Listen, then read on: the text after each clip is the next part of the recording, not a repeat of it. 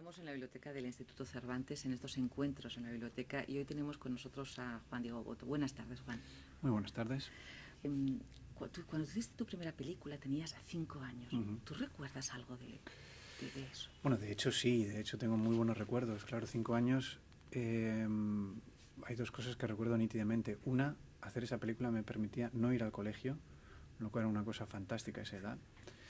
Dos, recuerdo que me prometieron, para convencerme de hacer la película, que me iban a regalar todos los juguetes que salían en la película, y salían muchos juguetes.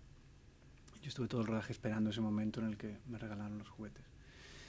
Y en síntesis para mí era un juego. En realidad eso surgió porque vinieron un día a casa hablando con mi madre para ver si ella participaba en la película. Y yo estaba por ahí jugando, necesitaban un niño, me vieron, me hicieron una prueba y formé parte de eso. Pero con ninguna conciencia de que aquello era ni mucho menos una profesión, era simplemente una excusa para no ir al colegio y pasártelo bien. ¿Cuál ha sido tu rodaje más divertido? Divertido. Divertido, sí. Hombre, divertido imagino que los de infancia. Yo hice una serie de películas durante la infancia donde, de nuevo, no tenía conciencia de que aquello que uno hacía... Primero no tenía conciencia de que iba a ser visto y mucho menos juzgado. No tenía ni idea de que era una profesión, no sabía que por aquello te pagaban. Yo solo sabía que me lo pasaba muy bien. En ese sentido supongo que una película que se llama El río de oro es una película de Jaime Chávarri con Ángela Molina y Bruno Ganz, que es un actor alemán, un gran actor alemán. Posiblemente fue uno de los rodajes más divertidos en el sentido de juego. Divertidos en el sentido profesional, de disfrutar y gozar del trabajo, como del hecho del trabajo, no lo sé, ya ahí son muchas. La película que se proyecta hoy es posiblemente una de las más divertidas en ese sentido, ¿no? Que es Martin H., una película de Adolfo Eichstäin, que disfruté mucho porque disfrutaba mucho desde el momento que decían acción al momento que decían corten, lo disfruté mucho. ¿Qué te da pereza? ¿De mi trabajo o en general? En general. Uf. Hay tantas cosas que me dan pereza. No podría empezar y no acabar. Me da pereza mucho, por ejemplo, cuando se te estropea el mando a distancia y tienes que levantarte a apagar la tele. Eso es una cosa que me da una terrible pereza. Me da pereza... Mira, hace poco, viniendo para aquí lo pensaba, me da pereza... Has visto que en las películas, cuando aparece una pradera, es siempre idílico. Nunca hay mosquitos. Me da pereza que haya mosquitos. Me da pereza la política.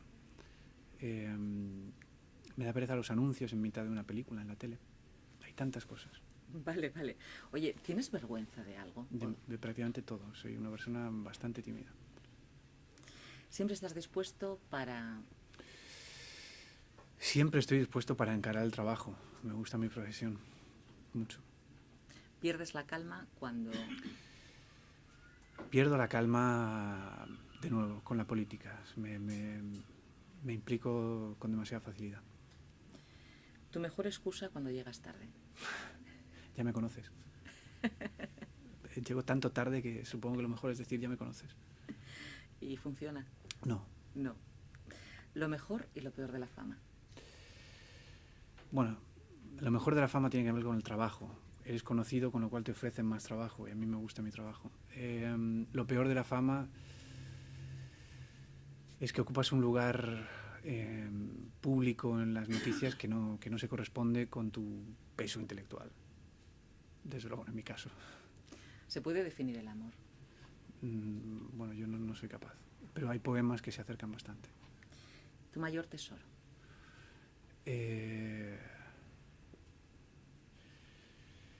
Bueno, no mío de mi propiedad, sino que está cercano y es de mi entorno, es mi familia, mi pareja, mi hija, mi madre, mis hermanas. Es algo próximo, tangencial a mí. Mío,